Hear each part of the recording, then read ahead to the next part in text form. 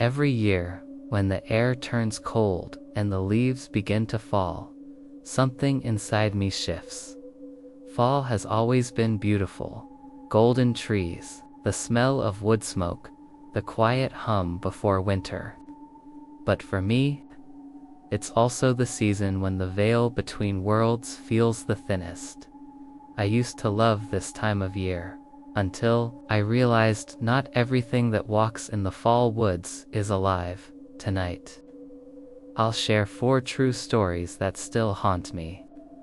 Stories from friends, strangers, and one from my own past. These aren't ghost tales, written to scare you. These are warnings. The first one happened in a small town just outside of Vermont, where the trees burn red in October, and the wind carries whispers that don't belong to the living. We called it the thing that watched through the leaves. I was 16 that fall, working part-time helping an old man named Mr. Lawson with yard work.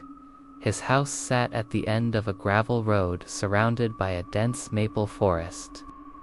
It looked like something out of a painting, orange leaves blanketing the ground, chimney smoke curling into a cold gray sky.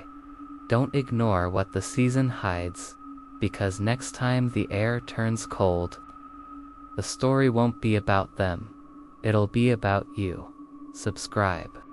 Before the leaves start to fall again, Mr. Lawson was quiet, kind, but lonely. His wife had died the year before, and the townsfolk whispered that he'd been seeing things. I didn't believe that part. Not then. It started the week before Halloween. I was raking near the tree line when I heard something move behind me. Not a squirrel. Not the wind. Something heavier. The woods were absolutely still. That strange silence you get before the air shifts. Probably a deer, I told myself. But when I looked up, there was no sound of running. Just stillness. Then I noticed it. A figure. Between the trees. Too tall to be human. Easily 8 feet, but thin. Its limbs stretching unnaturally long. It wasn't moving. It was just watching. I blinked. And it was gone. I tried to laugh it off, but when I turned back to my rake, I realized something that made my stomach twist. The pile of leaves I had just made was stirring, as if something underneath was breathing. I went inside to tell Mr. Lawson, but he didn't seem surprised. "You saw it, didn't you?" he said quietly, eyes fixed on the window. "Saw what?" I asked. He took a long breath. "The Watcher. It's always out there this time of year. Comes with the falling leaves." He leaned forward, whispering now. "You can't rake near the tree line after dark.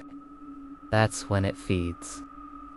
I laughed nervously, thinking he was joking. But his face didn't move. He was dead serious. "What does it feed on?" I asked.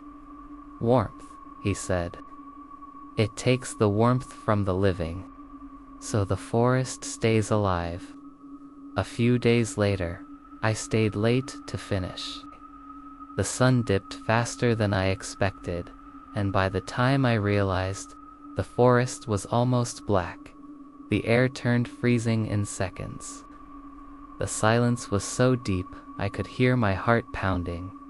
Then came that sound again, crack, crack, crack. Like twigs snapping, getting closer. I turned on my phone flashlight and aimed it at the trees. For a second, I thought it was just branches swaying, until I saw it lean out. A pale, ashen face. Eyes hollow and sunken, skin tight against bone. It didn't walk. It slid from behind the trees, its arms bending in unnatural directions, reaching toward the ground. I dropped the rake and ran for the porch, nearly tripping over the steps. Mr. Lawson was standing in the doorway holding an old lantern. "You shouldn't have stayed past sundown," he said. His voice trembled.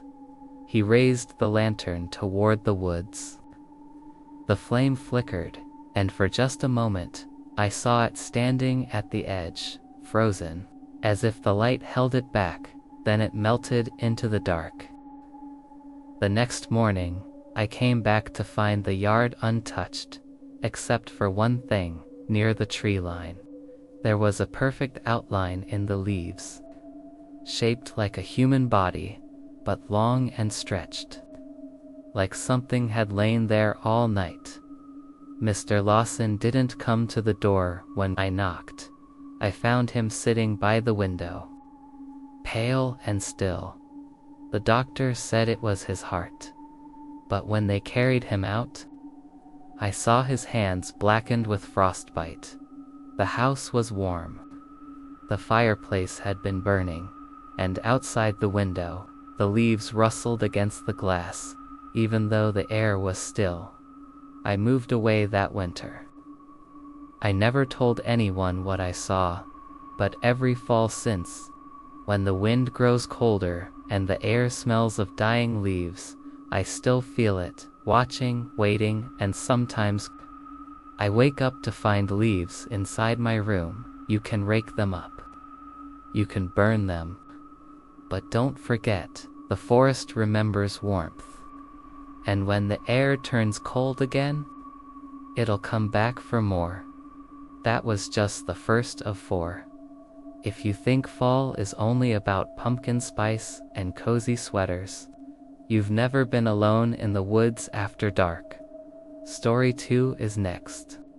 And it's worse. My cousin Evan loved fall more than anyone I knew.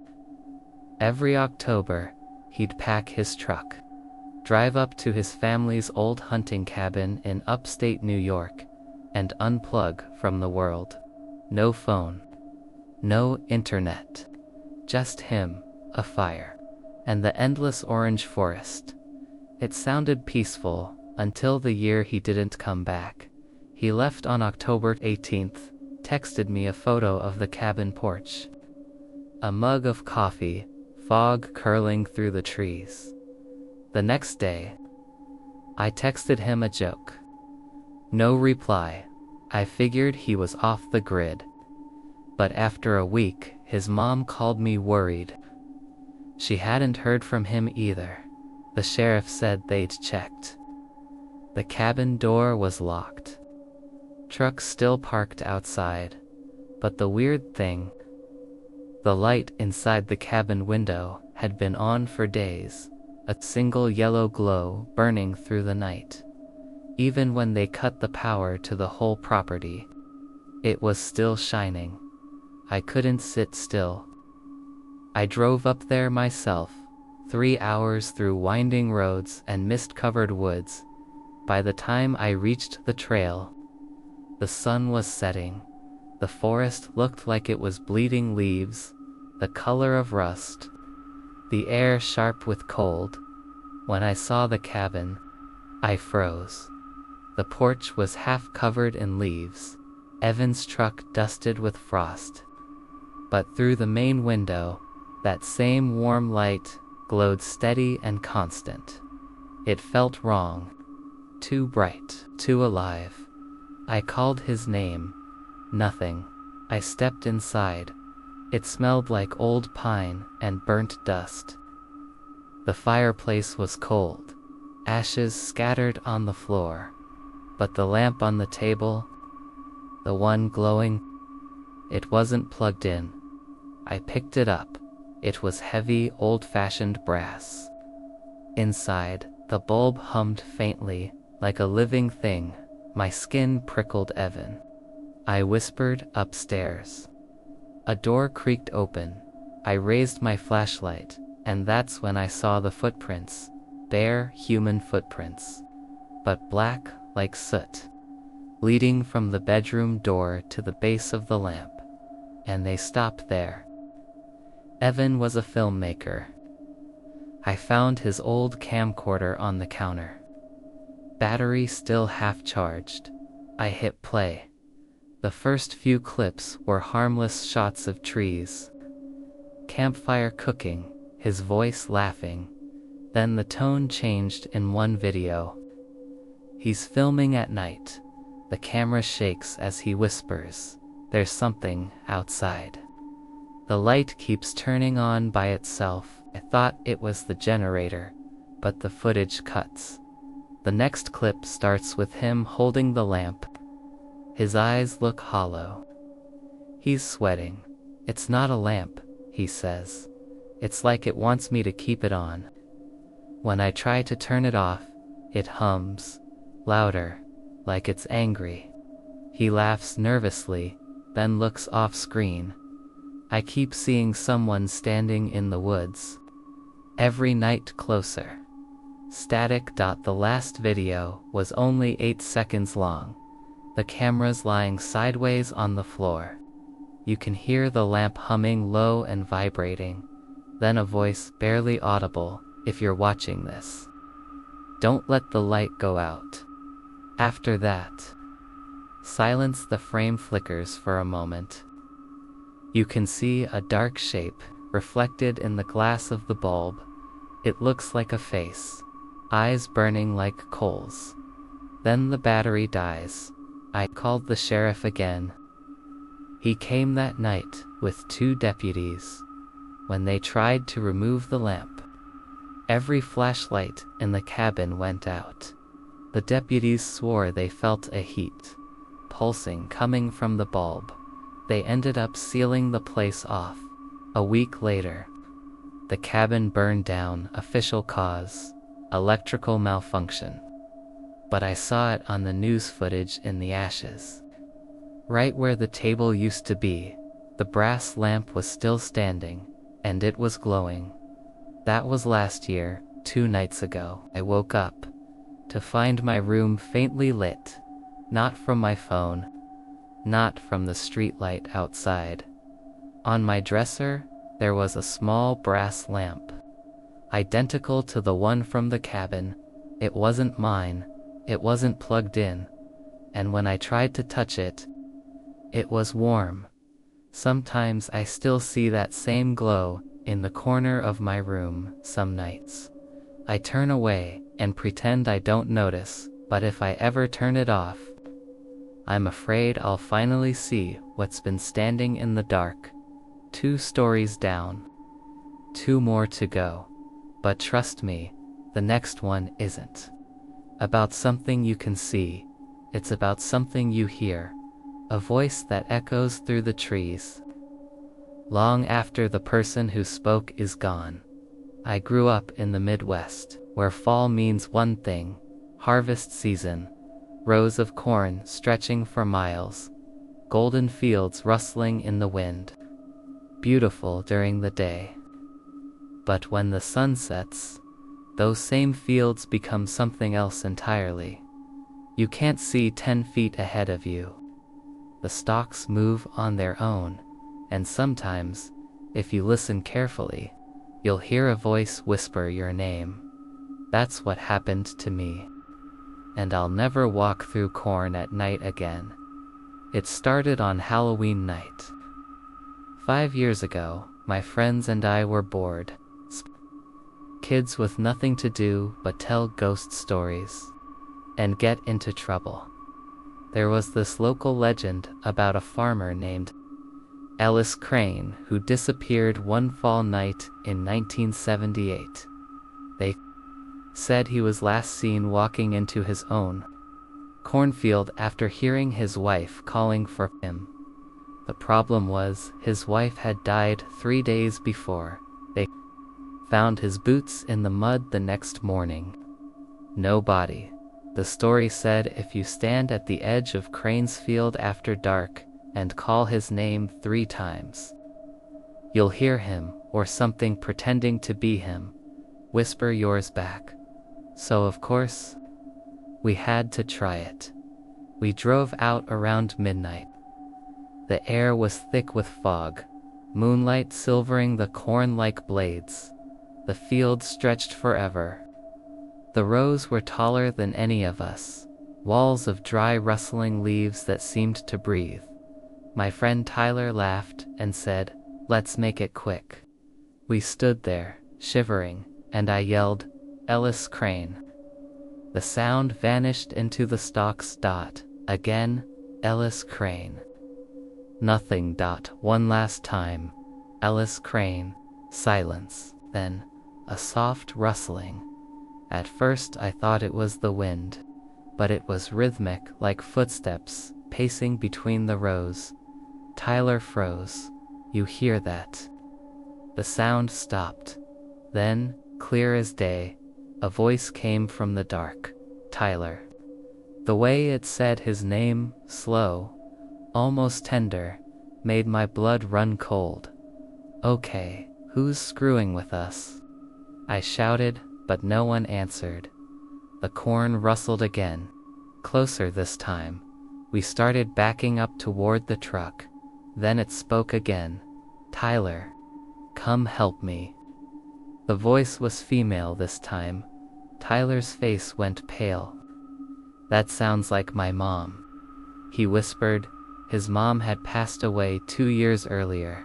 He dropped the flashlight and ran into the field before I could stop him.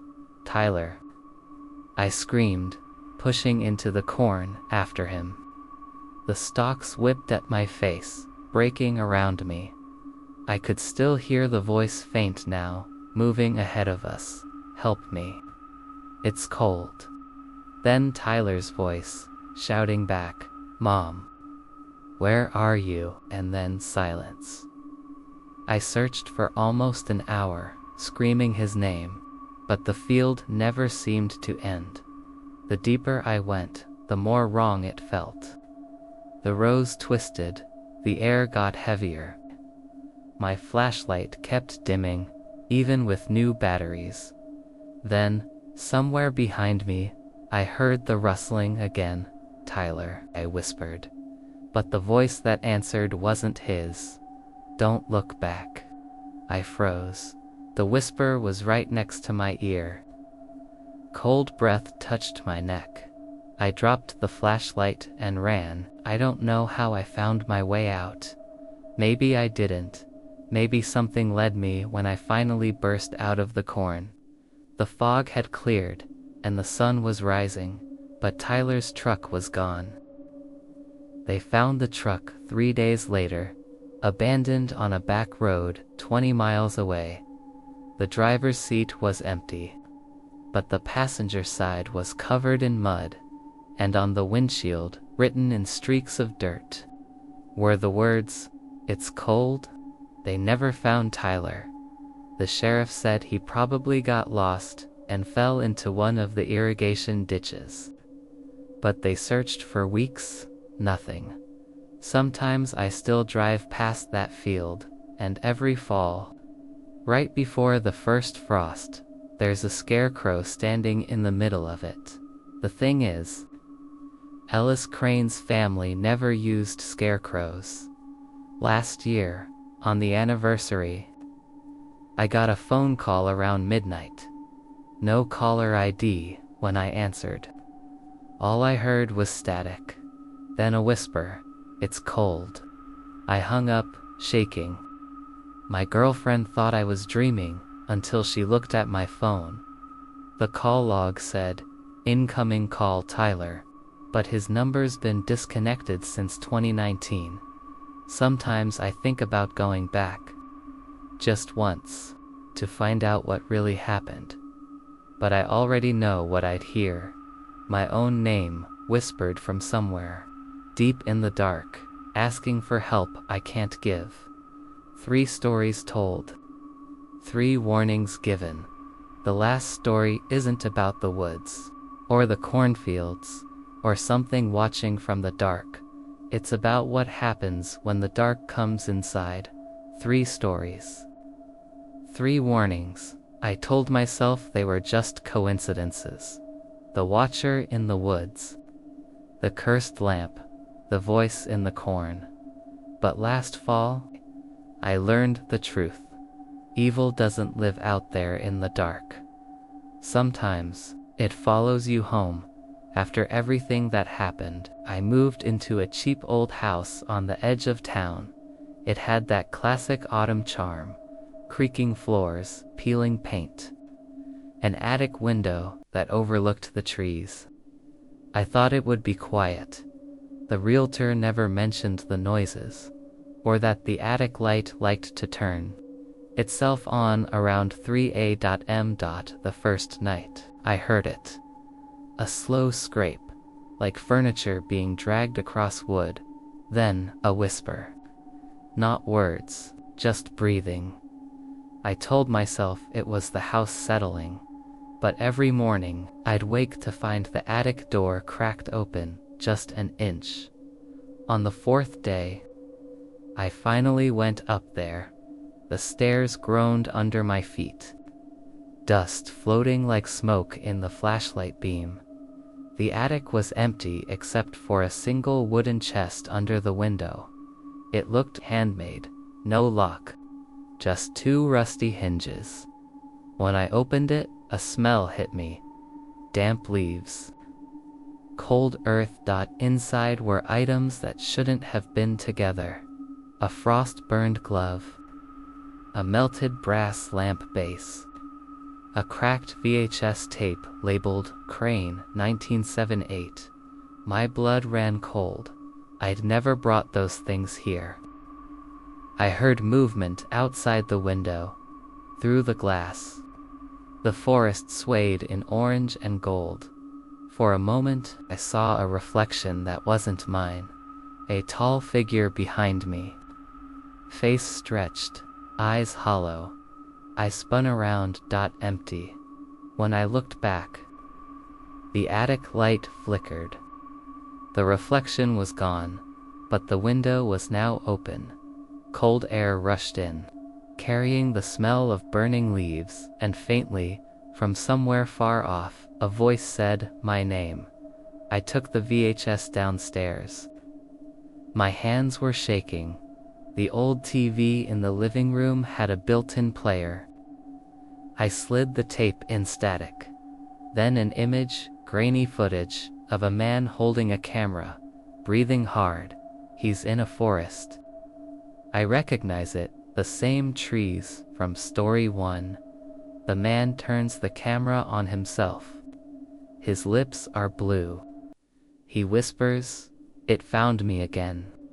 The light, the field, the voice, they all lead to the same place. He points the camera upward. Through the trees, I can see a house, my house.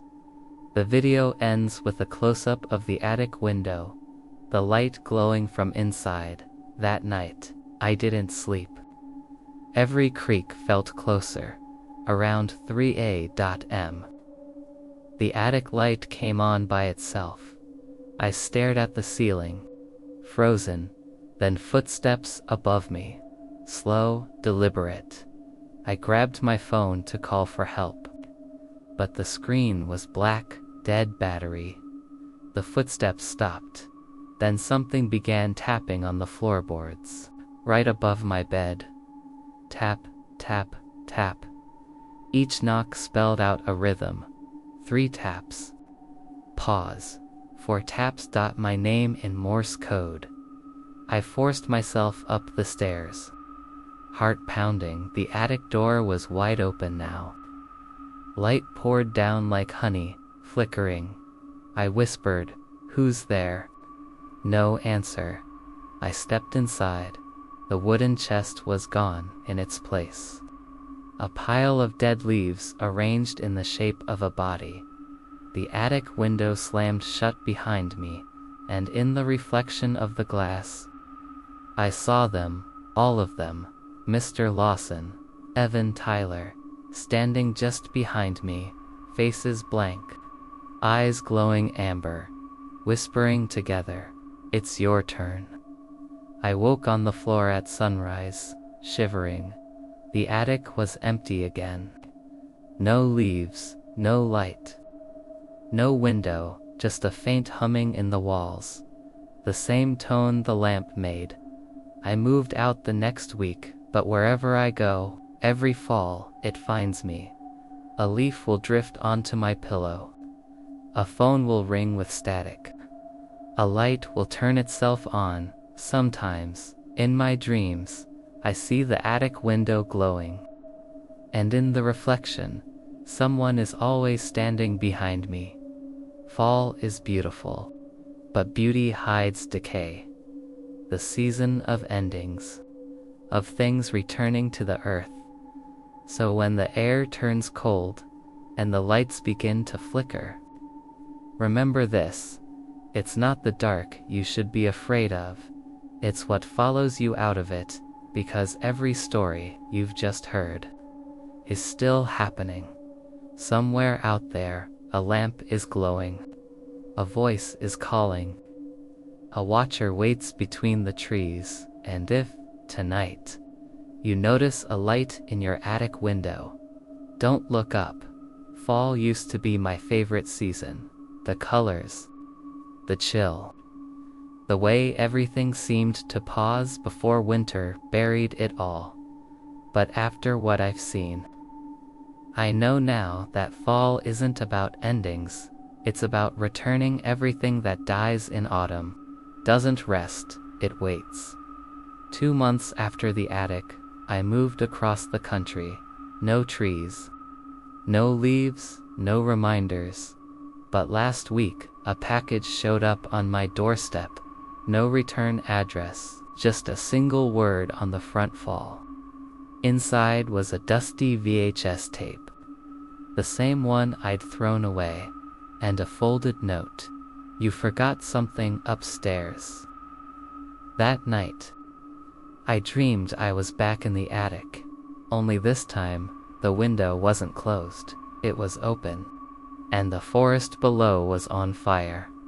I tried to destroy the tape again, smashed it with a hammer, burned it, but when the flames died, it was still there, perfectly intact.